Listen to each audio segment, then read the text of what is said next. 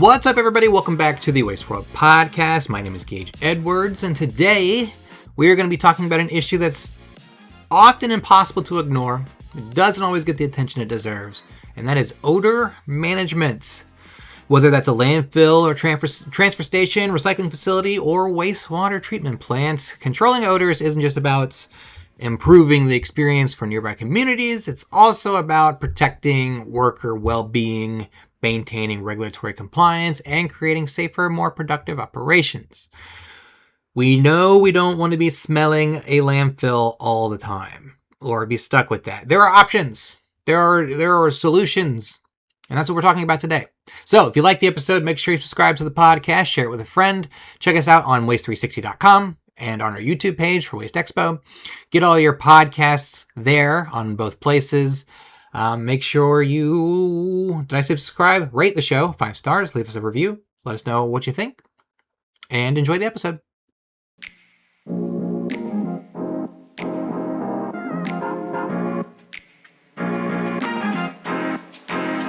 Joining me today is Victoria Taylor, CEO of Probe Industries. Victoria has more than 2 decades of experience helping industrial facilities address odor and dust challenges across the waste, recycling, wastewater, and processing industries. Under her leadership, Probe Industries has developed technologies that will not only neutralize odors at the source, but also explore how air quality can influence employee well-being and community relationships. Victoria, welcome to the Waste World Podcast. Thank you for being here today. How are you? I'm well, thank you. It's good to be here. Good to be here talking on an early Monday morning for me, getting the fun of the industry back in the air, so to speak. Absolutely, yes. So real quick, for our listeners who may not be familiar with you or Probe Industries or kind of what's going on in your world at Probe, can you give us a little explanation of what Probe Industry is, your role as CEO, and kind of what drew you to the fascinating world of odor and dust? Yeah, sure. So for me, it's always been in my life because originally my father started the company. So we are a family business. Okay. And I've been in the business since, teenage years. So yeah, almost brainwashed, I could say. But it's everything I've ever known. We're all really passionate about it. Now my son works there too. So we're kind of sad when it comes to odors and waste and all things smelly. So that's really how I got into it originally. I started off, I think I've done pretty much every job within the business at some point, other than the actual on the tools. And then I took it over officially in 2011 after I did my MBA, and then allowed Dad to semi-retire, although he is still around. I do keep pulling him back in. Yeah. So that's kind of where it came from. And we've always focused on waste management, water treatment, those kind of industries, always the really good smelly stuff. Mm-hmm. We do obviously dust as well. Odors just our passion because that's where the science is. And we've always been really passionate about that side of things. Wow. Yeah, I'm not a family waste person. I'm pretty new to this industry still. And I knew the trash was smelly, but I didn't know how smelly some facilities could be. And getting to visit a few, I'm like, wow, this is something. Okay. Yeah. But it's good to know there are companies out there being like, look, we can plan for this. We can take care of this. Exactly right. Yeah. And it's one of those things, when someone asks me, what do you do? That's definitely a response they don't expect. It's kind of like, okay, so you get rid of smells. Yeah, that definitely is something that is needed in the world, but not really something that they'd thought of as a job. Yeah. And your company's not just importing like 10,000 candles. It's like, okay, we're doing something right. Exactly. Yeah. All right. So odor, it's just an unavoidable part of operating a waste facility. Things are going to get piled up and get stinky. What should operators be thinking about odor management as a bigger operational issue? Yeah, I mean, there are so many things that you can do to reduce how many odors there are. I mean, yes, obviously, where there's waste, where there's materials degrading, odor is inevitable. But there are obviously things that you can do to improve things. Even the process, first in, first out, making sure that waste isn't sat for too long, air movement in the buildings and such like. You can use things like negative pressure and move in the air, in such a way that it doesn't escape when the doors open and things like that. containment and curtains and things, and then obviously extraction and treatment and, misting and odor elimination in the air. So there's lots and lots of tools that you can use for odor management on a site. And usually, depending on the site, it's kind of bespoke to their site. They'll usually have to have some kind of odor management plan.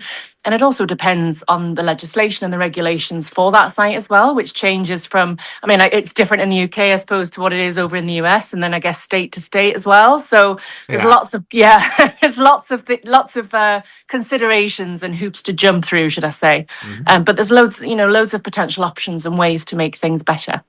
Yeah, thinking about that, I should just carry around your business card and leave it at these places I get to visit sometimes, because I'm like, well, I agree. Yeah, we need some help. I'll know who can do sent it. Over. Yeah. I'm gonna need a little commission on that one. Absolutely. So odors, they affect everyone, and we're talking employees, we're talking communities surrounding facilities, and something I read a lot about is these town halls that communities will have when a landfill comes in or a neighborhood's put up next to a landfill. It's like, okay, yeah, it's great, but no one looked at really where the wind's going, and guess whose house is smelly all the time? Mine. Exactly. So what are some of those impacts that you've seen on like worker well-being, productivity in relationships with nearby residents when it comes to a smelly place and now a probe industry is taking care of place? Yeah, it's funny because generally the odor management is generally driven by complaints, usually in our industry. So it tends to be, like you say there, the residents complaining, or the communities around the site that really drive the action, because that's at the point where the sites are, there's going to be some kind of enforcement, there's going to be some kind of reason for the sites to do something about it. And that's always been the case and has been the case for many years. And it can affect, local communities. It can affect the relationship between the site and the local communities. And sometimes you'll find, once there's been one problem, site operators just find that it is really difficult to then change the minds of the people living around about, because they just get such a bad name so quickly. And it really becomes a bit of a firefighting situation. And it's really quite stressful for the people managing these sites. They have to deal with, not just all the regulation and the actual operations of running a site, but then also the politics around that. And we're really only now just starting to really look at worker well-being and in the terms of how that's now driving some of the actions on the sites, because predominantly historically it's really been driven by the regulations, by the compliance, and by those neighbouring communities. But actually now there's so much more focus on worker well-being, health and safety, the environments people are working in, and that's an amazing shift. But then again, obviously it also puts more pressure on the people managing these sites as well. So they've got all of these different things that they need to be dealing with, and it's a huge burden for them. So in terms of probe industries, where we come in is generally to ease that burden a little bit, to really help them with that whole process, to look at the site, to help them with their planning, and kind of take that stress out a little bit. And we can even help with educating communities, educating workers on how things can be working better and different things that you can do on the site to improve the situation. So that's generally where we come in. But yeah, the worker well-being thing is it's an interesting one, because a lot of the guys, I'll be out on the site and I'll hear this a lot, oh, well, it smells and we're just used to it. It's just kind of a part of being on a site and it's just accepted. But actually, there's so much research that shows how much odors affect us, in our psychological well-being as well as our physical well-being. Being in that kind of environment day in, day out, with kind of heavy industrial kind of odors, it can get to you, and it can affect mood, it can affect well-being, and can affect productivity. And I think it's a really interesting place for us to be looking now. Yeah. And I was just thinking, speaking of that, like smells unlock so many different memories for people. Like when you smell something, you're like, oh, that takes me back to this, or I remember this. Oh gosh, yeah. And speaking, like if you're a worker, you're smelling that and you're like, back to work. I hate my 9 to 5. This sucks. But or it's like, so true. Or the community is so like, true. I smell that trash again. I'm just reminded of garbage. But if we can replace that or at least mitigate it, you're like, okay. Well, that's it. And I think, the sense of smell is one of our most, it's our most powerful sense, connected to our emotions. Mm-hmm. And our emotions, I think it's something like 10% of our emotions are from our conscious mind and 90% are, unconscious. And sense of smell is so, so powerful for us. If you smell something, like you say, from your past or from your childhood, it can have both either a really joyful or delighting effect, but can also have a really quite Just the negative worst. effect. Yeah. Yeah, exactly. And this is the thing, and it does really. There's so much more research coming out now, neuroscience, and we're learning so much about odors and the sense of smell and how it affects the brain. It's really so interesting. So much research has been done around fragrances and all sorts of stuff as well. So you can have both sides of the spectrum. You can have, how a bad smell really affects you, your psychology and your well-being and how you feel. But then similarly, can we create these amazing, fragrances and ambiances or different things that sort of delight and bring joy and things like that? They're even Mm-hmm. using it in research for dementia and all sorts of stuff to bring back memories from younger days and things. So yeah, it's really fascinating. There's going to be someone listening to this podcast being like, "We can get rid of this. Like, we can take care of this. What have we been doing this whole time?" Exactly. Now, over in the U.S., we talked a little bit about this and how things are so screwy and different, and state to Mm, state things can be so messy. But yes. regulators are paying closer attention to odor compliance and air quality than I've seen before. What changes are you seeing in terms of like permitting or compliance and community expectations around odors and air quality? Well, I mean, for us, we can just speak from the UK Mhm. predominantly, but because obviously it does vary so much in the US, and it really does vary from state to state. But Maybe I we would should think, follow your example because sometimes over here we don't know what's going on. yeah, but the thing is, because obviously the US is so big and there's so much going on, and yeah, it's hard to get that kind of consistency. And some states are doing it better than others for sure.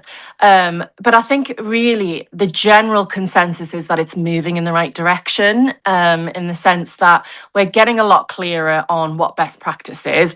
There's so much more information out there as well, especially with the likes of AI and how accessible things are now. It's so much easier for sites and site operators to find out, what is best practice. This is my situation. How can I improve on this? What technologies are available there? And obviously, companies, like Probe Industries, obviously easy access to us, from across the globe, and we're in the US as well. So, it's a lot easier, I would say, to find out the solutions. And I think enforcement is definitely going in the right direction, but it really depends from place to place at what point we are in the journey. And even from time to time, because for example, in the UK, if sometimes we have a change in government in the UK, and all of a sudden the focus shifts or it moves on to something else, and so you've got all of those external influences as well. But I think at the core of it doesn't change. If a site is really upsetting the neighbours, really upsetting residents and communities, and workers are feeling rubbish and awful and down and fatigued, we need to do something about it, whether or not we get forced into it by way of enforcement. So it's something we have to do anyway. It's something we have to be mindful of. But I think definitely, the compliance is it's certainly going in the right direction. Good. Yeah, regardless of who's in charge, if my house is next to a stinky landfill, someone's going to hear about it. Like Exactly. that problem will Exactly. persist. Uh, Exactly right. Yeah. let's talk about Aerovive. Am I saying that correctly? Yes, that's right. Okay. Yes, Aerovive. Recently introduced, and that Mm. combines odor neutralization with what you're calling a mood-enhancing fragrance design. What Yes. what is that concept? That's many people in the industry probably haven't heard of that before. I know this is still new to me. Well, it's quite new. It's quite new. But in terms of the actual concept I'll talk a little bit about the concept of fragrance design, because I think it's important to understand that first. And it's something that we've known for many years that fragrance affects us. And we know that Mhm. for sure. I mean, you'll have heard of aromatherapy, lavender oils are known for making us feel sleepy. Every time I walk by a Bath and Body Works, I'm like, what's going on in there? Exactly. So we know this. This is common sense. We know it. We all know it for sure. But we've not been totally sure why. Mhm. And there's been a lot more research in the last 30, 40 years by some of the really big fragrance houses, that have really focused on looking at why is it that fragrance has this effect on our mood and our well-being. And there's been so many different studies done. but particularly they can actually look at how the brain lights up. So they know where the brain tends to light up when we're feeling happy, when we're feeling sad, excited, and such like. And when it comes to fragrances, there are thousands of potential different raw ingredients you can use within fragrances to make one fragrance. Yes.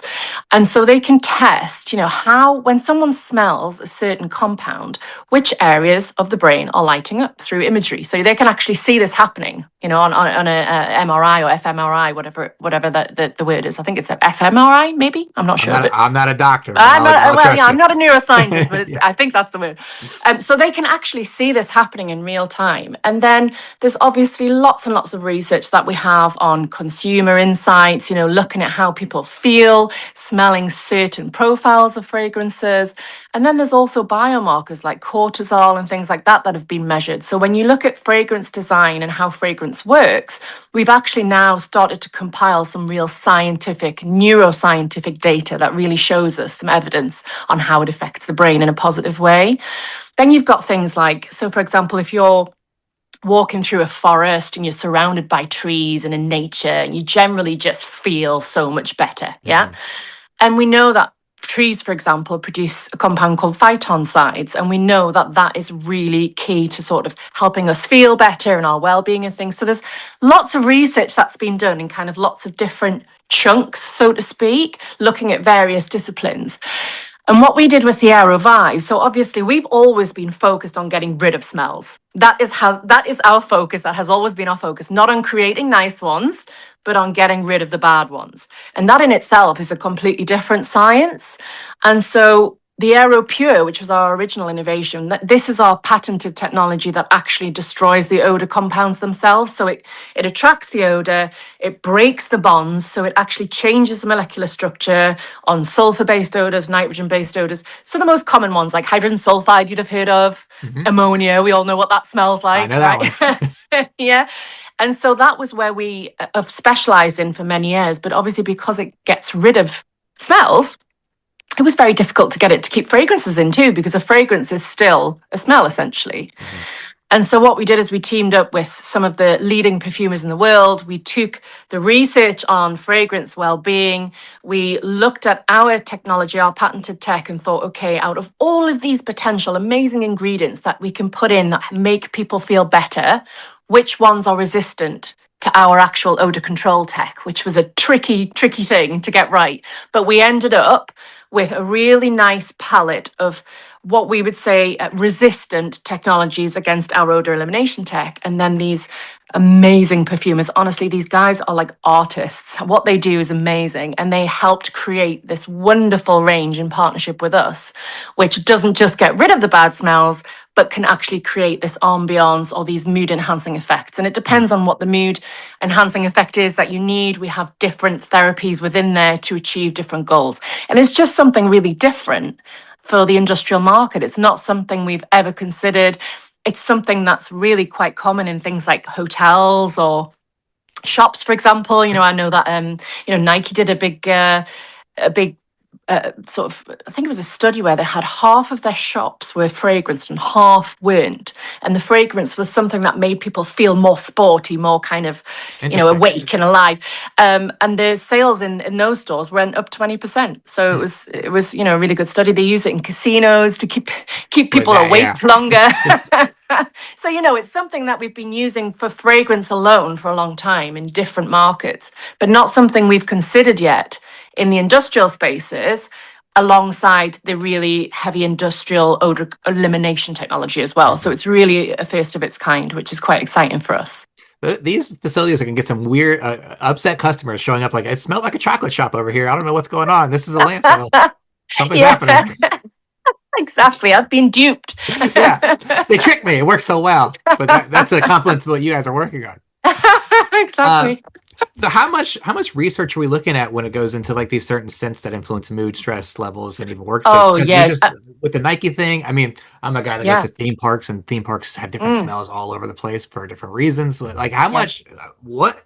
I mean, there's obviously tons of science behind this, right?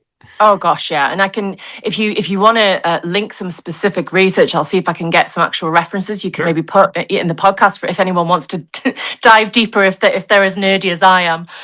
But yeah, there's absolutely loads of research in this area, especially over the last 30 to 40 years. And I think it's just really picked up in the last sort of 5 to 10. And I mean, you'll know a lot of, for example, big hotel chains and things, they also like to have, or boutique shops, they like to have their own boutique fragrance that's bespoke to them. Hmm. And as well, and again, that is all about this memory recognition, this kind of, oh, you smell that smell and you associate it with that brand. And it's all about, increasing brand recognition. There's been loads of research done in Japan recently as well. I can't remember what the particular research was, but I'll send you that one as well. And honestly, there's just so much in this area explaining and looking at why we feel better when we smell certain things, and similarly, why we don't feel so good when we smell the bad stuff Hmm. as well. Yeah, there's a lot of now people are gonna be like, oh, the marketing works everywhere. I don't even know that I'm smelling a tennis ball, but I'm shopping at Nike. Like Exactly, something's happening exactly. here. I think Like they I don't got my even know brain. what they put in that, but that's really interesting, isn't it? Yeah, yeah. It's almost like I'm being like indoctrinated to like shop more because I smell things that are like, ah, it's pretty good. Welcome to marketing. Right? Yeah, great. Exactly. I'm just a consumer. Feed me, you know. Um, what are some of the lessons you think that the waste industry can learn from other sectors like wastewater treatment, manufacturing, healthcare when it comes to odor control technologies?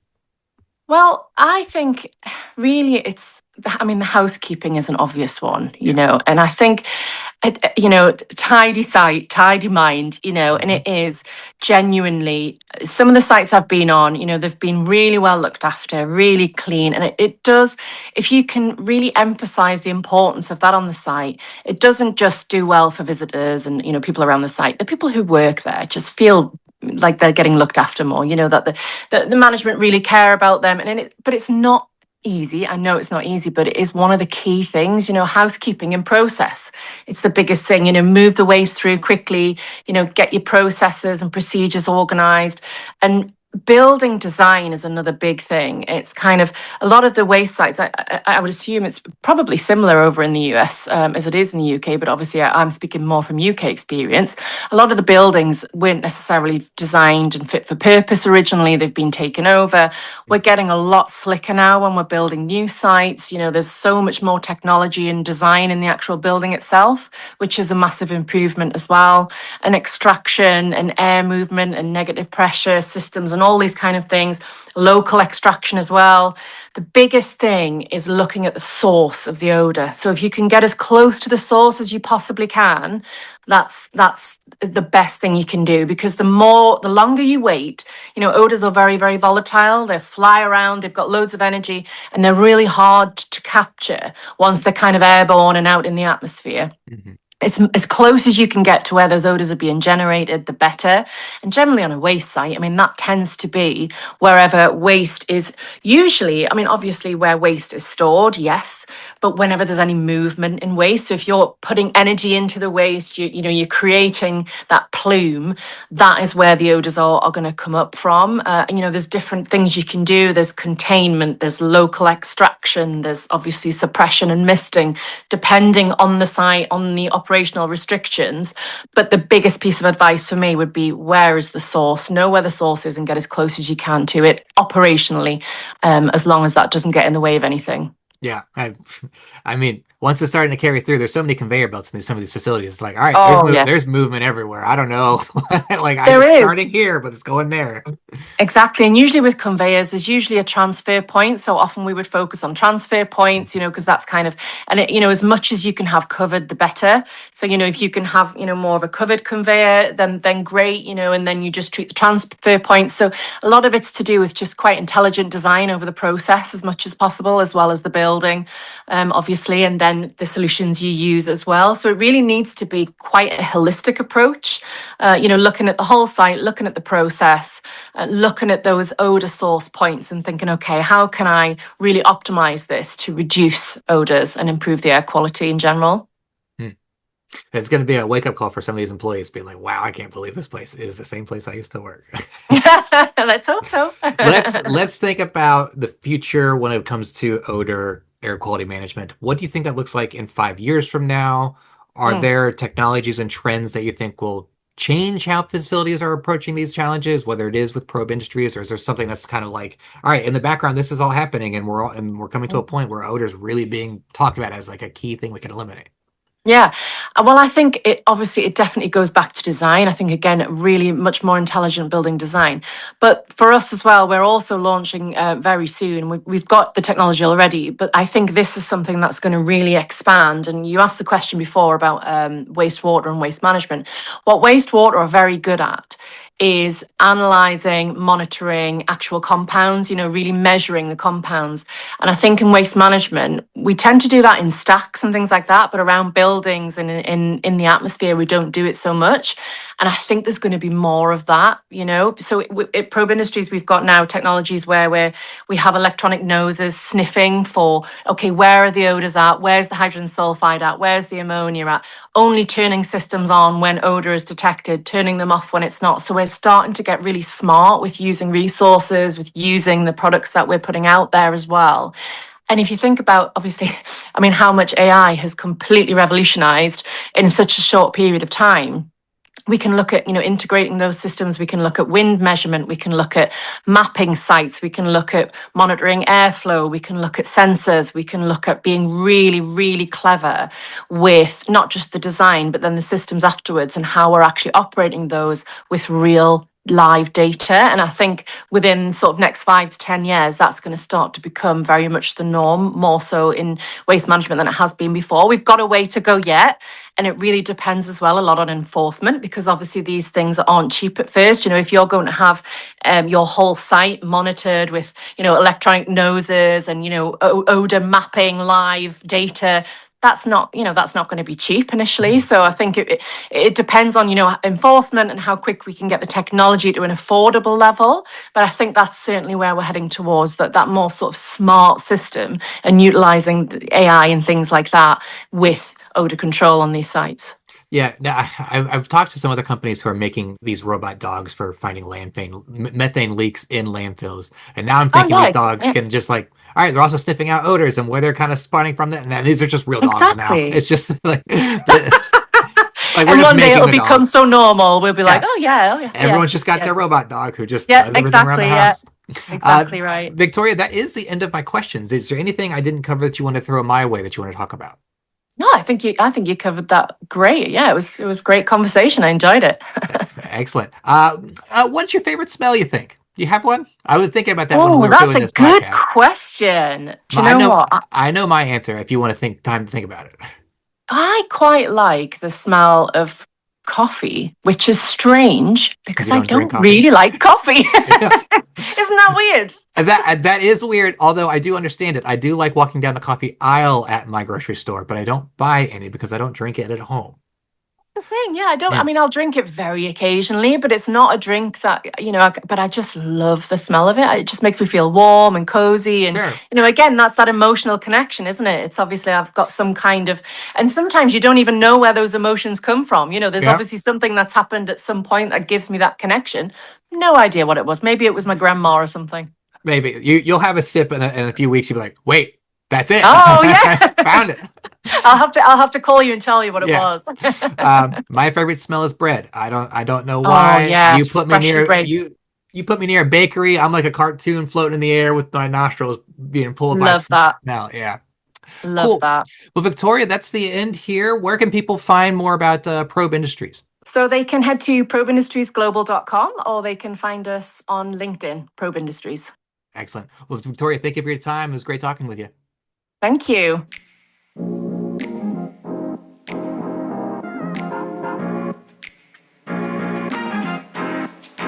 Okay, that was the episode. Thank you again to Victoria for being here. As we can see, waste and recycling, the industry continues to evolve. Odor management it's out there.